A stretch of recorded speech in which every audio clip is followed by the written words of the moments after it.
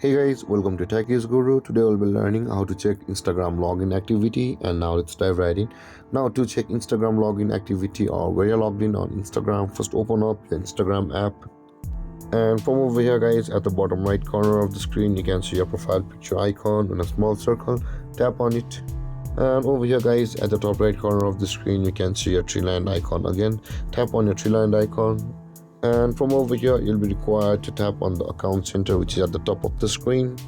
And again, over here guys, scroll down where you can see the password and security option available for us. Tap on that password and security, and on this interface guys, you can see the where you're logged in option available for us. Tap on that where you're logged in option, and over here guys, you can see your accounts and where you're logged in on all of the devices over here, and you can check all of these devices one by one if you want to. And with that being said guys, this is how to check Instagram login activity or where you're logged in on Instagram.